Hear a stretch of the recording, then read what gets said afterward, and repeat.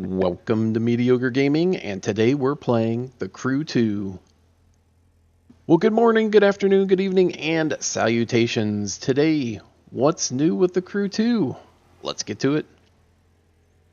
So the August vehicles are now available if you have the Season Pass or the Gold Edition of The Crew 2. Everyone also have to wait 1 week until they are able to play with these two new vehicles. So the first vehicle is the MV Agusta Brutale Dragster 800. Its performance level is 166 at default, top speed 152 miles per hour, and 140 brake horsepower. Now once you upgrade that to 280, it'll have a top speed of 195 miles per hour, 235 bhp, 0 to 60 in 2.9 seconds, quarter mile 9.77 seconds, lateral G of 1.00, brake distance 60 to 0, 33.76 yards. So good acceleration, good brake distance, so not bad overall once you have it upgraded. And the other vehicle, now the second vehicle that is available for August update is the Alfa Romeo Giulia Quadrifoglio. Alright, it's a mouthful, and it is at performance level 178, top speed of 190 miles per hour, and 510 bhp. Now once you have it upgraded to the maximum level of 280, you have a top speed of 225 miles per hour, 686 bhp, 0 to 60 in 2.67 seconds, quarter mile 9.73 seconds, lateral G of 0.74, brake distance of 20.63 yards. So in a direct comparison between the Alfa Romeo and the Agusta, the Alfa Romeo has the better stats. Higher top speed, better acceleration, better quarter mile, better brake distance. Now getting on to the practical. Now if you remember last month's Expo, it kind of felt like it was running on rails, where you could run through races, tight turns or not tight turns. It didn't really matter what type of turn it was. It could handle it no matter what. Well, the Alfa Romeo, it's nothing like that. Alfa Romeo has much more difficulty in the turns. It's more, I'm not going to say driving like a tank, but it has a lot more kind of weight to it in the turns, so it is a little bit harder to get those tight turns down.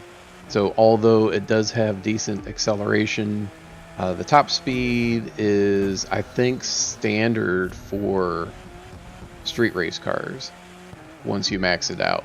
So even though the top speed is a standard amount for that archetype of vehicle, so car as opposed to motorcycle, in the street race discipline, it doesn't feel fast. It doesn't feel as fast as, say, the Berlinetta.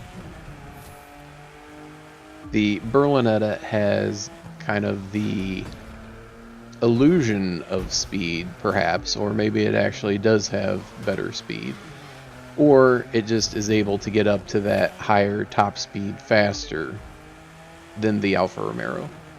So although the acceleration is decent, it's not at the top tier. So decent car. Overall, I would say somewhere in the middle of the street race cars.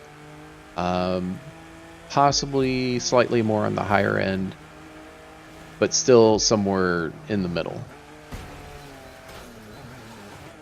I think it's worth checking out, playing on a few tracks, see how you like it. For me, I am nonplussed by it. I don't think it's awesome, but I don't think it's terrible. It's somewhere in the middle. It's a decent car. Alright, now looking at the Brutale, the MV Agusta. going through the race. Because it's a motorcycle, it's going to be more agile than cars. With the lateral G, it is going to stick to the road a little bit more than the Alfa Romero, and you say, well, that would be good, right? Well, not so much, especially in the turns. So tight turns, fast turns, it's not going to take those as well as some of the other vehicles that have a lower lateral G. So as you're playing with it, it has nice acceleration, not quite as nice as some of the other vehicles, and the top speed is not as high as cars at the same performance level. So why would you use this? You would use this because it's a motorcycle and it's designed to race. So if it was in a race with other motorcycles, even of the same type, this would be good to have. If you want a car or vehicle that has good agility, this would be a good one to have as well. When I say agility, I mean like tight spaces, tight not turns, but areas where you have a smaller window to hit. This would be a good vehicle to have. But just looking at the stats and looking at how it handles, again, this one I would say is in the middle. As far as motorcycles go, I think it is one of the better street race vehicles for that archetype. Well, anyway, I hope you enjoyed this video. Make sure to ring the bell before you leave to be notified of all future episodes as soon as they go live. And thank you for liking, commenting, and subscribing, and we'll see you next time.